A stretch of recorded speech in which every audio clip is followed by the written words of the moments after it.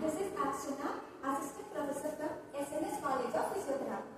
So today we are going to see the main joint in our shoulder complex, that is glenohumeral joint. Now we will see the structure of glenohumeral joint in detail. So here in this figure you can see the head of humerus and glenoid fossa of scapula. These two articulating surfaces will form the glenohumeral joint. Now we will see the structure in detail. So in the shoulder complex, the main aim or main function of the glenohumeral joint is to provide mobility. Rather than stability, it will provide mobility to the shoulder joint. So in shoulder complex, there are few other joint structures, that is acromioclavicular joint, then you have the sternoclavicular joint, then you have the acromioclavicular joint, then comes your glenohumeral joint. Now we will see that in detail. So the joint structure, we will see the type of the joint. So the type of the joint, it is ball and socket type of joint, and it comes under synovial joint variety, and it has 3 degrees of rotatory freedoms and 3 degrees of translatory freedoms of movement. Now coming to the articulation, you can see that the articulating surface, it has a proximal articulating surface and it has a distal articulating surface. So the proximal articulating surface is formed by the head of humerus and the distal articulating surface is formed by the glenoid fossa. Now you can see the stability of the glenohumeral joint is basically by two mechanisms, that is the static and dynamic structures. Now in the articulating surface in detail, you can see the proximal articulating surface, it is formed by the glenoid fossa, and you can see the glenoid fossa of your scapula, it is very shallow. It doesn't have a deep concavity, it has a shallow concave surface. So what happens, the congruency of the joint is very minimal. So the congruency of the joint is supported by the static structures as well as the dynamic structures. And you can see the glenoid fossa, it is not situated or it is not positioned vertical, it has a tilt, it has a slight posterior tilt, and normal individual, it has a slight posterior tilt of approximately 6 to 7 degrees. And you can see the glenoid fossa is not vertical, it has a slight upward tilt also.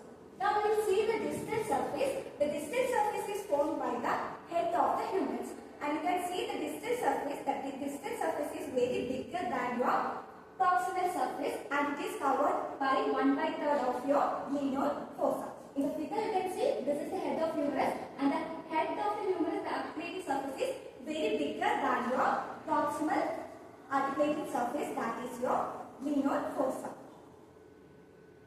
Now we will see the angles of your glenohumeral joint. So basically there is two types of angles in your glenohumeral joint. So the first one is angle of inclination. Then you have one more angle, that is called as angle of torsion. Now we will see the angle of inclination in detail. So this angle of inclination is formed by an axis that is passing through the head and neck of the humerus. You can see this is an angle that is passing through the head and neck of the humerus, and there is a line that is passing through the shaft of the humerus. So these two lines intersect and forms an angle that is normally it will be having a range of 130 to 150 degrees. So in normal healthy individual, this angle should be 130 or 150. So if the angle increases or decreases, it is a pathological condition, that is pathomechanics of your glenohumeral joint. Now we will see the angle of torsion. So the angle of torsion, it is made by, there is an axis that is formed by the humeral head and neck. Then there is a line passing through the condyles. You can see there is a medial and lateral condyle. So the line passing through the medial and lateral condyle and a line passing through the head and neck of the humerus will form the angle. That angle for normal individual, it will be 30 degrees. Okay. So if it is increasing or decreasing, it is a pathomechanics. So normally it will be 30 degrees posterior for the individual. Now we will see the structure in detail. So you can see the glenoid fossa, it is very shallow. So to provide the congruency or to improve the congruency, we have a structure called as glenoid labrum, and we have other structure called as capsule.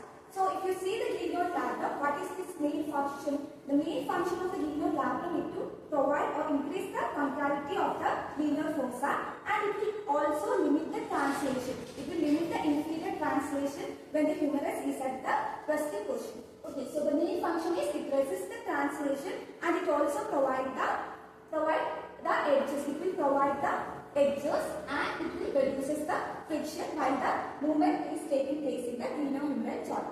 Now we will see the capsule. As you can see, the shoulder joint has a capsule which is very loose and it is only tight or it is very taut in the superior aspect. In the anterior and inferior aspect, the capsule is very loose. In the figure you can see that here the inferior capsule, when the arm is at the side, you can see the inferior capsule is very loose and only the superior capsule is very taut. Okay.